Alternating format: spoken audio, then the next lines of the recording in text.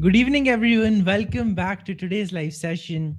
I'm very excited for the amazing conversation that we are going to have today because we're starting a new week, and I want to start this new week off with a very powerful learning and a lesson that's actually going to help you upscale your life. Not tomorrow, not in a week, not in a year, but from this moment on itself. And for that, I first want to begin by sharing a quick and interesting story with you, and it's going to tie in perfectly to the discussion topic we have today, which is why we feel afraid to say no and how we can actually get better at it. So I was just reflecting on this topic today, and I remembered a very funny and peculiar incident from my life. So this is back in 2021. I think it was what, April or May probably. And I remember that time school was still online due to COVID. So I was logged into my ninth grade economics class, and we were going through the chapter one in the economics textbook. Now, I'm someone who loves studying. I love textbooks. I love academia. So it was a pleasurable day for me. And in that, the best part is I loved economics and business and all these subjects. So thinking on these terms felt very practical to me, actually, much more practical than science itself, because I would think, okay, cool. Physics discoveries are nice, biology and all, it explains the way we are. But economics, that has a real impact on the way we actually live and work every single day. The decisions we make, the way we act. So it was a very fascinating subject for me. And the very first chapter was about the unsolved question in economics and the biggest problem that the field faces. And the problem that they described, in essence, was that we have finite resources and infinite demands on those resources. And so the question that economics raises is, what are the best ways to use our finite resources to create the most economic and social well being for all? That's what the whole chapter was about. Now, that's not the most interesting part, though. The most interesting part is how that connects to the way we live our world every single day, to the way things function in our world every single day. And the funniest example I remembered was that there's so many times when that very equation is the reason a lot of people, especially politicians, fail. They know they have finite resources. They know they cannot give the whole world to their populace. But during election campaigns, that's what they do. They come and they speak and they, you know, really put their promises in a much bigger form than what they can fulfill. And I'm not talking about any specific politician or even country here. Go through the history of politics over the last many centuries, and you'll see this pattern emerging right from the time when America first became independent to the time when so many other countries have now become independent. The story is the same. So, this is not about any specific party or any specific country. This is just the way the field of politics works. So the same economics problem applies here, that they have limited resources, but they promise all the resources to everybody, and then based on that fake promise, they get elected. Now, if people are wise enough, they can call out their leaders on the fake promises. They can ask for accountability, and if the accountability measures are not met, they can lead to change and they can change the governments. Now, that's the simple process on which democracy works. The reason I made this funny connection in my mind, at least it felt very funny at that time, was because I thought, wait a minute, if economists could actually solve this problem, winning an election would get so much easier. I could be the president the next day. So that was just a funny afterthought that I had. But what I want to bring your attention to right now is a simpler fact. And that fact is this. Let's say there's a politician that you trusted. The politician made a lot of promises. And as that politician made promises, later on, they couldn't fulfill it. Naturally, they don't have the resources to do so. So now they're lying, justifying, making excuses, telling about new challenges that came up. And you can see it's a lie. Will you vote for the same politician in the next term? Probably not.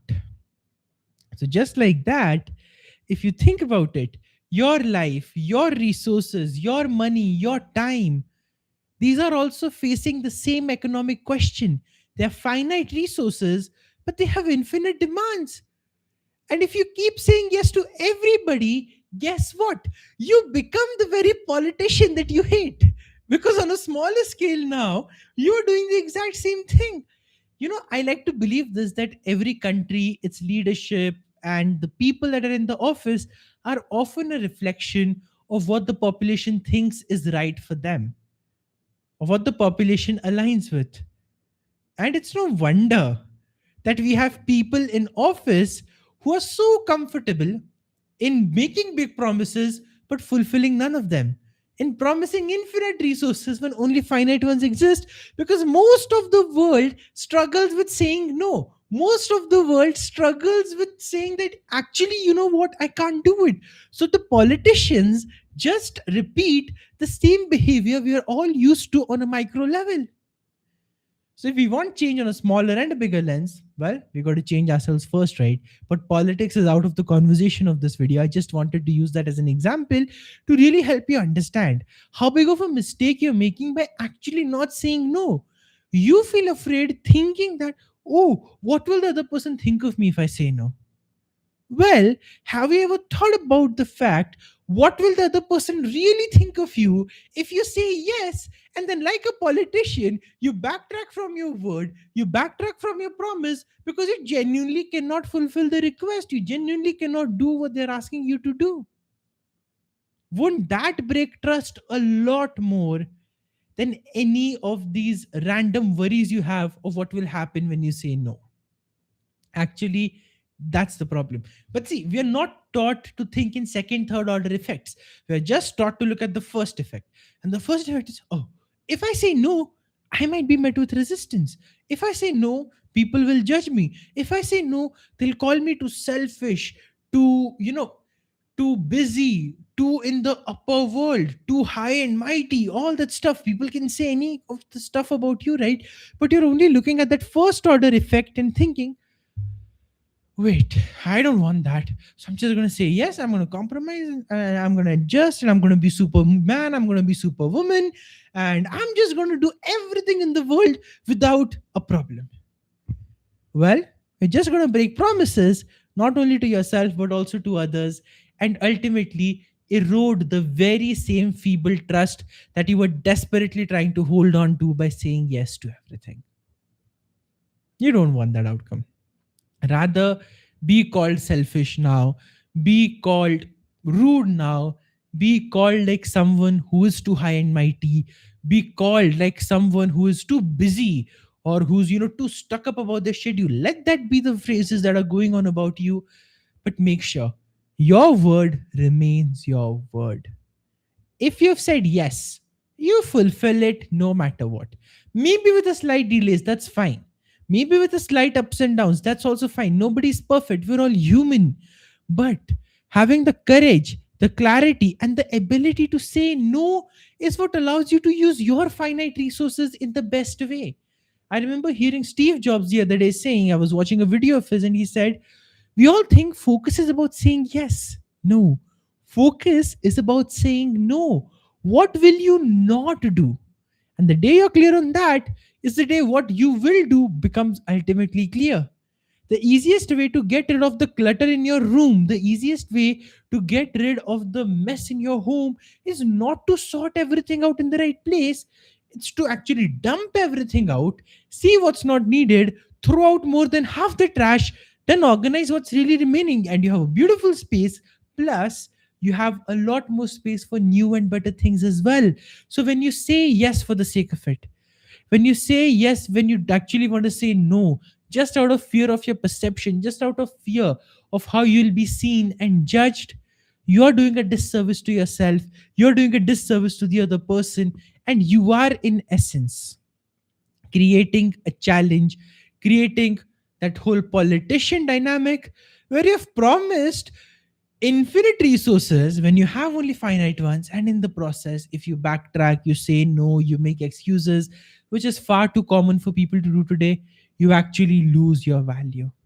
Yes, you're someone people come to depend upon, but people don't trust you when it's time to take your word for it. And if you're really looking at that long term trust, you're really looking at that long term success that you want, and your vision is on that higher level, then my friend, you will recognize saying no is your biggest superpower. Here's what I mean by that. First of all, will initially people resist and will they judge you when you genuinely say no to things you cannot do? Of course they will. People are irrational, people are unreasonable. You cannot expect any better from them. In fact, you and I are also people. So let's just accept this fact that we all like to be pissed off and angry about things that actually make no sense. So this is just going to happen. Accept it as a fact of life. Don't let it bother you. Now, the second thing, when you say no, the value of your yes increases. Here's a simple example. In times of abundance, people don't value things. Like, for example, when toilet paper was in abundance, nobody really cared for it. But the moment the COVID lockdown hit and toilet paper went into the shortage, something as simple, something as insignificant as toilet paper jumped in value. People were standing in lines to buy it. That's true. You go back, check the stories from March 2020. I genuinely still think it's like the craziest time we all lived in. We tell people of all the things we did in March and April 2020 during the lockdown. Like, how did the whole world go crazy all of a sudden? But see, that's what happens, right? When we're in a state of panic, when something that's there is going away, we feel, oh my God, this is valuable. So, really, just think about it. If you're always available, if you're always sacrificing yourself for others, it's not making you more valuable. It's devaluing you because people are like, oh, this person's always there. And then they take you for granted. And that hurts you even more because then you think, I always say yes. And now they're taking me for granted. Well, not a surprise. Because you're saying yes all the time, they are taking you for granted. But here's the important thing to realize: when you say no genuinely, your yes feels even more genuine. And the way to say no genuinely is to always give the authentic reason. Now, I'm someone who's finally gotten to terms with doing this, and it's cost me some relationships, it's cost me some friendships. Honestly, I'm okay with that. Because I know one thing for a fact: my time is valuable, my resources are valuable, and I don't want to squander them in people and places that hold no value for it, who think and who believe that, you know what, we can just take things for granted and it's fine. That's not the case. And it's not that I have to even prove my worth to them or something like that. No, that's not what this is about. This is simply, if I can't do it, I am going to say no. If I can't fulfill the request, I am going to politely decline. And some people can find that to be too standoffish. Honestly, I couldn't care less. Because what matters to me is having that internal clarity. Because then, when I say yes, you have my word. When I say yes, you better know that I am going to show up there, I am going to be there, I am going to give it my all. And I won't backtrack until there's an absolute reason to do so. That's the commitment I just show up with in everything I do. And that allows me to create the impact, to create the shift, to create the change. So, yes, does it get me some temporary discomfort? Of course it does. But that's just if I'm worrying about the way they're judging me. And honestly, I'm not. So, if you get rid of that judgment, first of all, you stop being like the politician who promises everything to everybody, then is trying to juggle everything that's only ruining your reputation and trust and image. Then, secondly, when you say no genuinely, and when you say yes judiciously, and when you say yes, then you go all out, you do better, you give it your all, you start to become the person others can truly rely upon. You start to become a hallmark of excellence and professionalism and success, because then people will know, first of all, we cannot take this person for granted. We cannot take this person lightly, because if it doesn't match, he or she is just going to say no. And he or she is going to be very clear about it. Have that persona about you. Be that person. And then, secondly, they know if you say yes, oh, you are going all out. And the reputation and trust that builds, the reliability that idea builds is next level. So, if you want to scale in your career, if you want to do better in your relationships, in fact, please stop promising things you know you cannot do.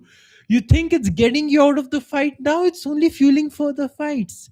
Say no honestly and clearly. Set the expectations right.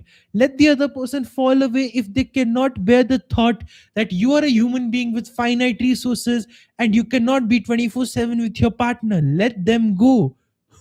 Honestly, allow yourself to say no. The only reason we feel afraid is because of the judgment.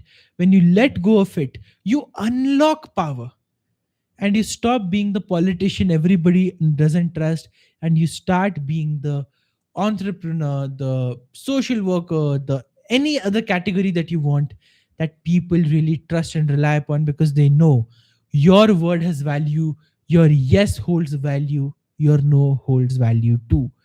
Be clear about that with yourself, and you'll be able to be clear about that with everybody else as well. The power of no is the power of focus. The moment you align it, magic starts to happen in your life, and you can implement it now by asking yourself just this one question: what am I currently saying yes to, which I actually need to say no to, and I haven't been doing that? And take that action step today. I know it's going to be scary, I know it's going to be hard, but I can tell you one thing: it's 100% going to be worth it.